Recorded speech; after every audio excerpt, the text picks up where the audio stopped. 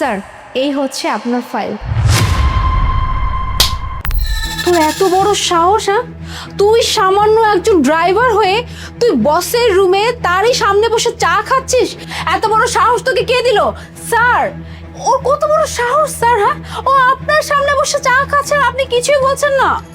How dare you miss Mona, আপনার কত বড় সাহস, আপনি আমার চোখের সামনে আমারই একটা এমপ্লয়ির গায়ে হাত তুলছেন যে কিনা আমার সাথে বসে চা খাচ্ছিল। স্যার আপনি কি বলতেছেন স্যার? আপনি এত বড় একটা ব্যাপারকে এত সিলি ভাবে কিভাবে নিচ্ছেন, হ্যাঁ? আর আমাকে থাপ্পড় মারছি কেন জিজ্ঞেস করছেন? স্যার আমার তো উচিত ওকে আর একটা থাপ্পড় মারা স্যার। ওর কত বড় সাহস আপনি দেখতে পাচ্ছেন, হ্যাঁ? ও সামান্য একজন ড্রাইভার হয়ে আপনারই সামনে বসে ও চা খাচ্ছে। ওর তো এই রুমে ঢোকারই রাইটস নাই, সেখানে ও কেবিনে বসে চা কেন খাবে স্যার? আমি এটাই বুঝলাম না। আর এই যে তুই এখনো বসে আছিস কেন? ওটা এখান থেকে বের হ। আপনার চিন্তা ভাবনা এতটা জঘন্য, এটা সত্যিই আমি জানতাম না। আপনি কি বলছেন যে সামান্য একজন ড্রাইভার, দ্যাটস ওয়াই সে আমার সাথে এখানে বসে চা খাইতে পারবে না? কেন? আমি তো আপনাদের সাথেও আমার কেবিনে বসে চা খাইছি, লাঞ্চ পর্যন্ত করছি। কই, তখন তো আপনাদের কারো কোনো সমস্যা হয়নি। স্যার আমি বুঝলাম না স্যার, আপনি আপনি এই কথা কেন বলছেন? হ্যাঁ স্যার, আপনি আমাদের সাথে বসে চা কফি খান, লাঞ্চ করেন, আমরা আপনার সাথে বসে লাঞ্চ করি, চা কফি খাই, বাট স্যার আমাদের একটা লেভেল আছে, হ্যাঁ? আর ও হচ্ছে সামান্য একজন ড্রাইভার স্যার, ওতে কোনো লেভেল আছে নাকি? হ্যাঁ, ওতে কোনো মান সম্মান আছে?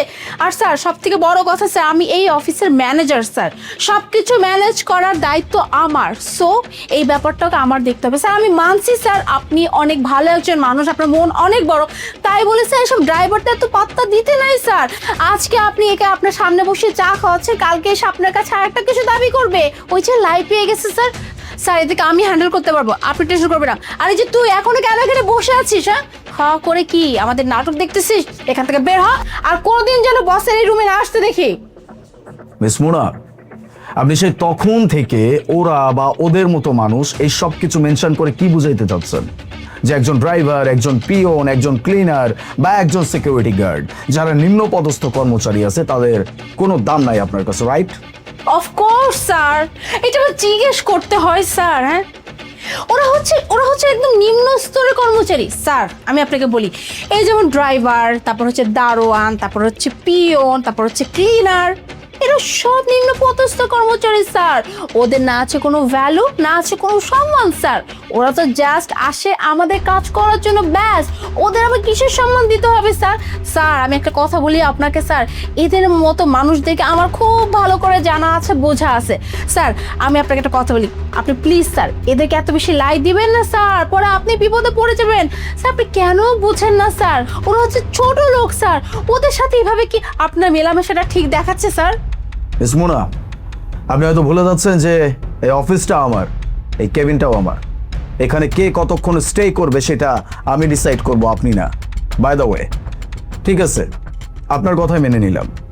এরকম নিম্ন পদস্থ কোনো কর্মচারীর যেহেতু আপনার কাছে কোনো দাম নাই, তাহলে আজকের পর থেকে, মানে এই মুহূর্ত থেকে, আপনি ম্যানেজার হিসেবে ওদের কাছ থেকে কোনো প্রকার সুবিধা বা সেবা পাবেন না। হোক সেটা একজন পিওন, হোক সেটা একজন সিকিউরিটি গার্ড, হোক সে একজন ড্রাইভার বা হোয়াট এভার, কেউ না, কারো কাছে থেকে আপনি কোনো সেবা পাবেন না। একজন ড্রাইভার আপনাকে আপনার বাড়ি পর্যন্ত পিক করে আসবে না, আপনার গাড়ি ড্রাইভার চালাবে না। একজন সিকিউরিটি গার্ড, তাকে আপনি বলতে পারবেন না আপনার গাড়ি পার্ক করার কথা। একজন ক্লিনার, তাকে আপনি বলতে পারবেন না যে আপনার কেবিনটা যেন সে পরিষ্কার করে দেয়। বা একজন পিওন, তাকে আপনি কোনো প্রকার অর্ডার করতে পারবেন না, না চায়ের জন্য, না পানির জন্য, না কফির জন্য, কোনো কিছুর জন্য না। ঠিক আছে? আজকের পর থেকে আপনার সমস্ত কাজ আপনি একা করবেন। স্যার এটা আপনি কি বলছেন স্যার? হ্যাঁ, এটা সম্ভব নাকি? হ্যাঁ, ড্রাইভার যদি আমাকে বাসা থেকে নিয়ে না আসে, আবার অফিস থেকে নিয়ে না যায়, আমি কিভাবে আসবো, কিভাবে যাব? আর পিয়ন যদি হচ্ছে আমাকে চা কফি না দেয়, আমি স্ট্রেস ফ্রি কিভাবে কাজ করব স্যার? আর সিকিউরিটি গার্ড যদি আমার দেখাশোনা না করে স্যার, আমার সেফটি কোথায় স্যার? এরা যদি এইসব কাজ আমার না করে, তাহলে আমি কিভাবে থাকবো স্যার? আমার তো অনেক বড় প্রবলেম হয়ে যাবে, তাই না? এক্স্যাক্টলি, আমি আপনাকে সেটাই বলতে চাচ্ছিলাম।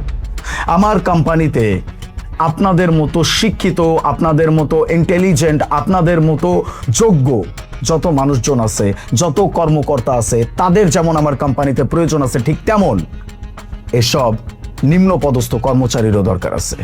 আমি যদি এখনই আপনাকে বলি যে আমার জন্য এক কাপ চা বানিয়ে নিয়ে আসেন, আপনি কি নিয়ে আসবেন? কখনো নিয়ে আসবেন না।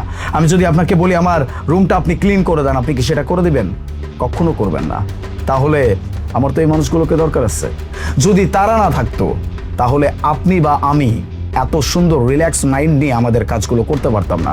হ্যাঁ, আমি যেমন আপনাদেরকে ছাড়া কোনো প্রজেক্ট হ্যান্ডেল করতে পারবো না, কোনো মিটিং অ্যাটেন্ড করতে পারবো না, ঠিক তেমনি আমার কোম্পানিও এরকম নিম্ন পদস্থ কিছু কর্মচারী ছাড়া চলবে না।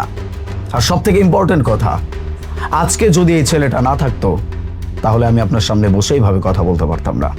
আমি আমার ফোনে ব্যস্ত ছিলাম, আমি খেয়ালও করি নাই যে একটা গাড়ি খুব স্পিডে আমার দিকে আসছে, কিন্তু আমি খেয়াল না করলেও সেটা ও খেয়াল করছে। আমাকে যদি ও টেনে না ধরতো তাহলে, আর সেই মানুষটাকে আপনি আমার চোখের সামনে যা ইচ্ছা তাই বলে অপমান করছেন, আপনি তার গায়ে হাত তুলছেন, তাও আবার সে আমার একজন এমপ্লয়ি। ও যদি সঠিক সময় আমাকে কোথাও ক্যারি না করে, কোনো মিটিং আমাকে নিয়ে যেতে না পারে, তাহলে আমি মিটিং কিভাবে অ্যাটেন্ড করব? বা আমি একটা বড় প্রজেক্ট কিভাবে নিজের করে নিব? সব কিছুর ঊর্ধ্বে আমার কোম্পানিতে প্রত্যেকটা এমপ্লয়ি, প্রত্যেকটা কর্মকর্তা, প্রত্যেকটা কর্মচারী আমার জন্য দরকার।